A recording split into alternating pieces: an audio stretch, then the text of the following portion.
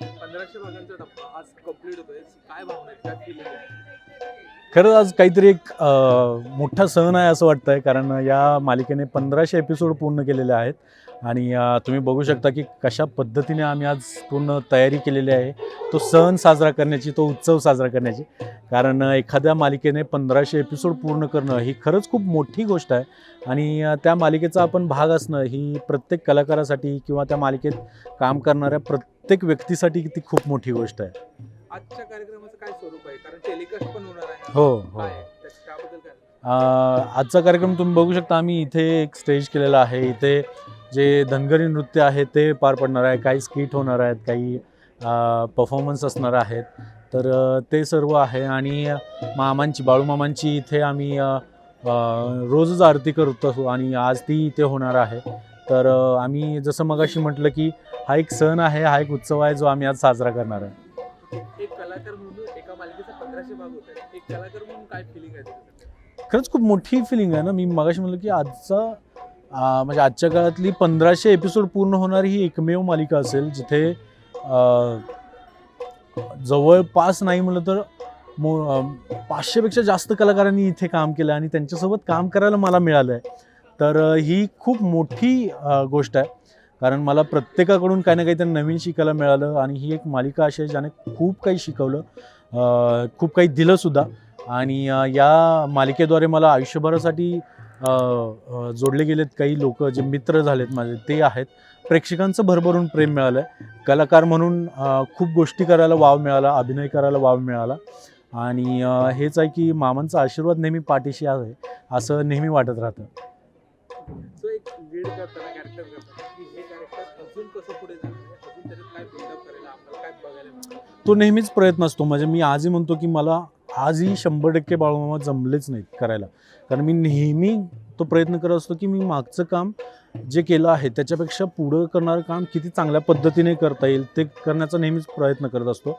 जेणेकरून माझी स्क्रिप्ट असेल, स्क्रिप्ट पाठ करणं किंवा ते समजून बोलणं, तर नेहमी मी किती चांगल्या पद्धतीनं करता येईल तो प्रयत्न नेहमी असतो. कारण हे एक टीमवर्क आहे. सो टीमसोबत काम करताना आपण एकट्याच नाही तर सगळ्यांचं काम कशा पद्धतीने चांगलं करता येईल, सगळे सोबत मिळून तो सीन कसा चांगला करता येईल आणि तो प्रेक्षकांपर्यंत किती चांगल्या पद्धतीने पोहोचवता येईल, ते करण्याचा प्रयत्न आम्ही सर्वजण करत असतो. आता प्रेक्षकांना पुढे काय बघायला मिळेल? काय? आत्ता जी कथा सुरू आहे ती अशी की रमेश म्हणून एक मनुष्य आहे जो अगदीच गरीब असतो. मामा त्याला आशीर्वाद देतात आणि काही त्यांना मामा सल्ले देतात की असा असा व्यवसाय कर. तो व्यवसाय करतो. मामांच्या आशीर्वादाने तो व्यवसाय खूप चालतो त्याचा आणि खूप मोठा होतो तो. पण कुठेतरी तो अहंकार चढतो त्याच्यामध्ये आणि त्याला तो मामांनाही त्यावेळेस फसवण्याचा प्रयत्न करतो.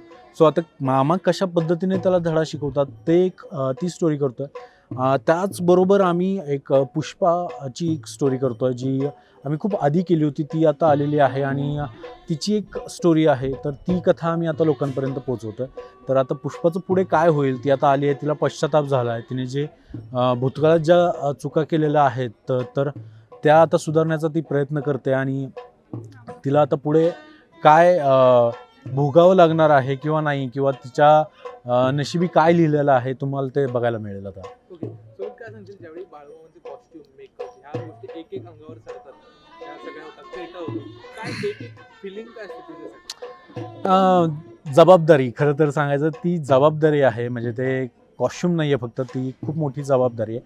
आणि ज्यावेळेस मी तो कॉस्ट्यूम परिधान करतो त्यावेळेस मला असं वाटतं की मी सुमित होणं टाळतो, कारण त्यावेळेस मी सुमित नसणं खूप महत्त्वाचं आहे. कारण कुठल्याही कलाकारासाठी एखादं काम करताना त्यात पूर्णपणे विलीन होणं खूप गरजेचं असतं असं मला वाटतं. आणि तोच एक प्रयत्न असतो की मी ज्यावेळेस घोंगडी असेल, फेटा असेल, तो धोतर, कुर्ता, काठी ज्यावेळेस हातात येते त्यावेळेस सुमित होणं टाळतो.